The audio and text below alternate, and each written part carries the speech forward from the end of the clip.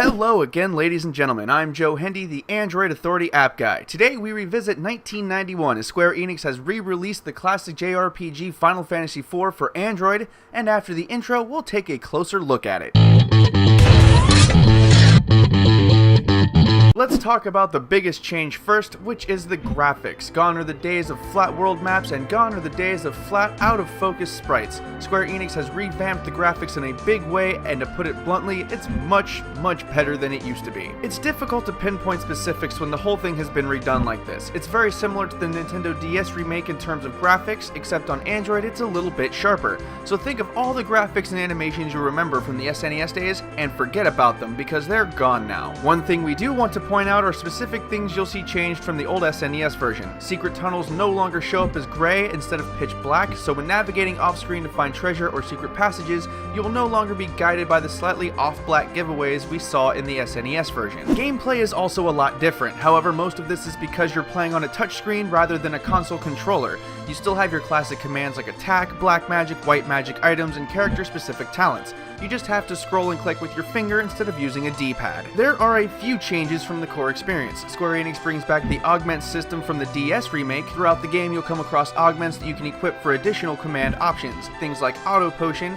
which will make a character automatically use a potion when they take damage. Some of the playable characters also come with skills that you didn't see in the SNES version. Yang has the brace command, Porum has the cry command, Palom has bluff, and Edward has a couple of additional bard techniques. So if you're coming straight from the SNES US version, you'll see a lot of stuff you haven't seen before. The last major changes we'll mention in terms of controls are the new battle commands. You can now choose auto battle to have every character perform an auto task as defined by you, the player. This is great for level grinding. There are also buttons nearby for skipping character turns and escaping. You may also notice all the name changes. Names now follow the naming conventions of newer Final Fantasies. Ice 2 has turned into Blizzara, Kira 2 has turned into Kira, etc.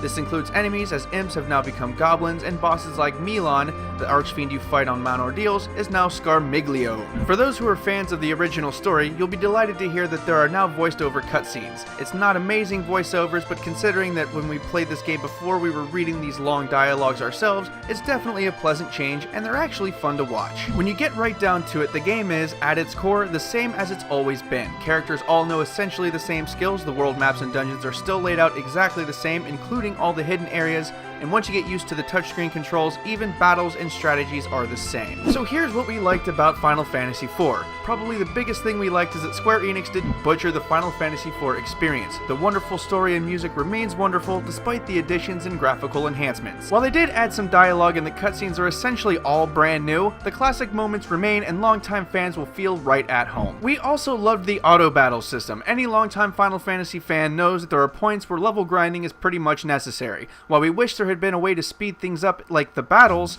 we're certainly glad that auto battle makes the repetitive clicking go away. Lastly, the graphics and cutscenes were a nice touch. It would have been easy to just pump out a pure SNES remake and pop it into the Google Play Store. However, Square Enix went that extra mile to bring an updated experience that appeals to both new and old Final Fantasy fans. So what didn't we like? Well, the battle speed for one thing. While fighting feels much better in the new version thanks to the graphics, the battle speed remains as slow as ever. Since random encounters happen pretty frequently, this means you spend a lot of time in battles at points when you really don't want to.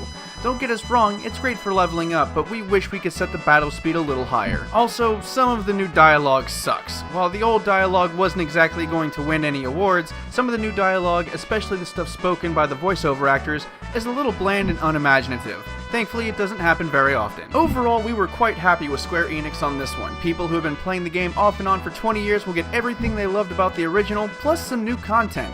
New fans of the Final Fantasy series can experience what we old fans had loved about the earlier games in the series without the terrible graphics. It comes at a lofty price tag of $15.99 US. This is pretty high for a game that came out 22 years ago.